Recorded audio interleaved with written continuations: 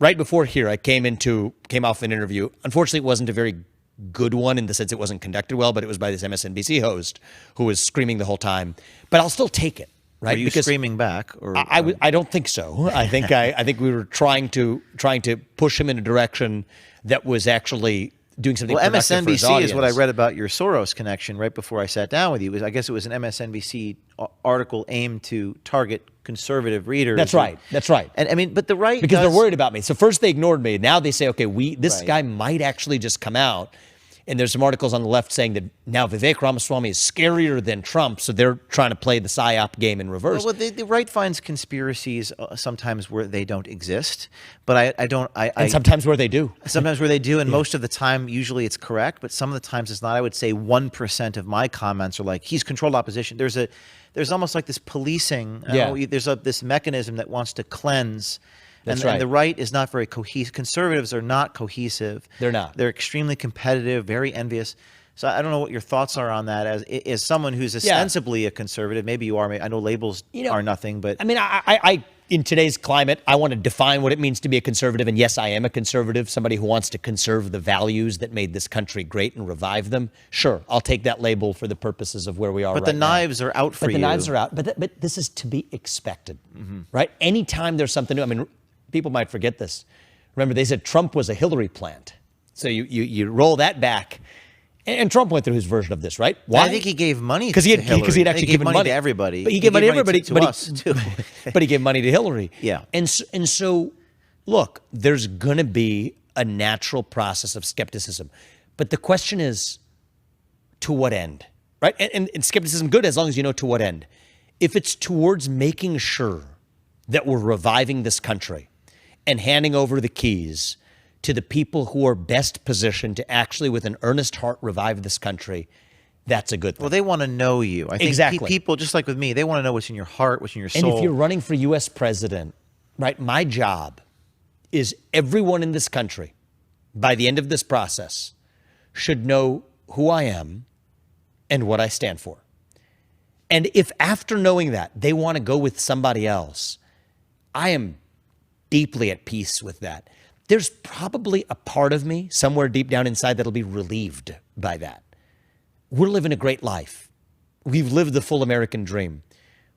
We have 2 young sons at home. My wife is one of the best in the world at what she does as a throat surgeon. She's passionate about it. Why are we doing this? It is our sense of duty. And one thing I would give people just a metric to just sort of think through the skepticism on is a good metric is, has somebody actually given up something, traded off something to advance their convictions? Right? Think about the things that I'm saying. People know how the Republican donor establishment works. I can read you countless text messages on this phone right now, but I don't need to read them to you because people already know this. Think about the things I'm saying about pardoning peaceful January 6th protesters. Think about the things that I'm saying about pardoning Donald Trump, about actually making sure that we expose the innards of government tech censorship, my position on ending the Ukraine war by doing a deal with Putin, my position that the climate change agenda is a hoax and that we have to end electric vehicle subsidies. Just think through some of those positions. Lay off 75% of the employees in the federal government. Do you think that makes it easier or harder for me to secure donations from people who are in my own prior network of multi-billionaires from Wall Street or elsewhere? Do you think that makes it easier? No. In fact, many of those people refuse to donate to me and are donating to my opponents, even the ones who know me. And as of the time of this sitting, there was a conviction yesterday. Enrico Tarrio, I believe, got 22 years in prison. This is creating which is unjust. Was it a crime what he did? Or well, I don't have. So I'm going deep on the facts. It does have my eyebrows raised that a guy who wasn't present on January 6th, who his defense attorneys have at least said there wasn't an iota of evidence that he even told someone to do something violent, and is tried along with multiple other defendants, a practice that I don't love because it allows juries to get confused about which defendant actually did what. It doesn't smell good to me. Right. But I was the only presidential candidate who had the guts to say it. Nobody in the Republican donor class likes me talking about this stuff. Is that because of their donors get upset about it? Of course they get upset about it. And that's usually the biggest variable. And so I've taken tens of millions of dollars of my own family's 15, 16 plus million already of our hard-earned money and put it into this campaign when I could be raising even more mega donor money to do it. So just think about it. Does that sound like somebody who's, just, it's a fact. Make your own judgment. Take a look what I did. I was the CEO of a multi-billion-dollar biotech company. Took the trouble to expose government tech censorship and the legal arguments against it. Prominent advisors to my company resigned, putting me in a position where I had to make the decision that was the right one to step down. That's what I would say is just look at the decision somebody makes.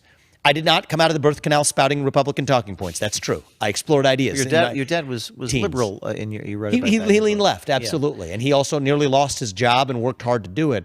But just make your own judgments is all I would say to people. Think independently. Maybe final question here is, and again, this is a psychological question, but I get asked this, so I'm going to ask you this, and you might punt the way that I do sometimes because I'm not a psychologist. But what made you that way?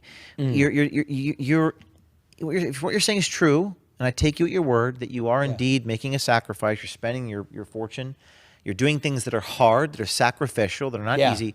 What caused you? What is it about you? I think maybe that's what people want to know. Yeah. What is it about you deep inside that drives you to do those things that other people don't do? Yeah. So there's the superficial part is I'm naturally a contrarian. That's the superficial part. It's almost the reactionary part.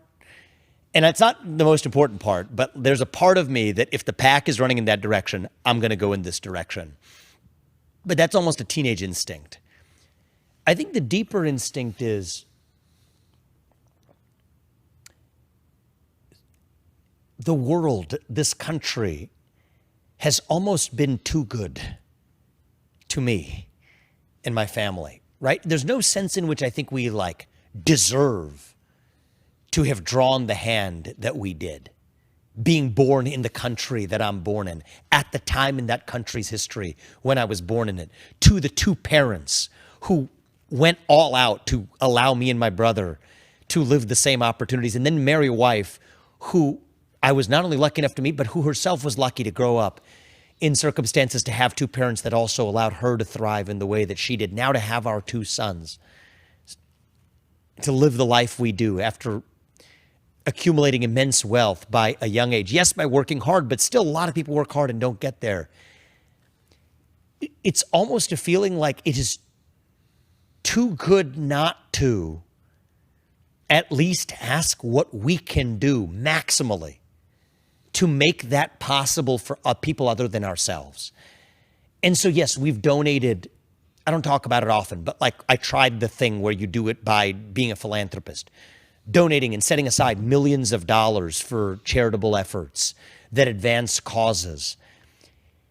For me, at least, that didn't give me the same sense of fulfillment and satisfaction. Right? The financial sacrifice is almost too easy to make. And so we're making some component of financial sacrifice in this campaign too, but that's not the big sacrifice.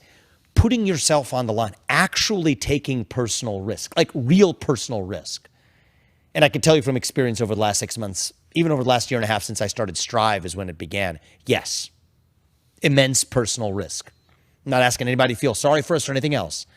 But yes, for the last year and a half, in a meaningful sense, having taken real personal risk, it feels right? That is going to be the minimum that I can do to live a life that was almost too kind, what this country had given us, not to be able to take some real risk to pass that forward. I think that's combined with my contrarian instincts and combine it with that sense of debt of obligation, put those things together, and the chemical reaction that resulted was this presidential campaign. And I think that's the best I could probably give you from a self-psychological assessment. All right.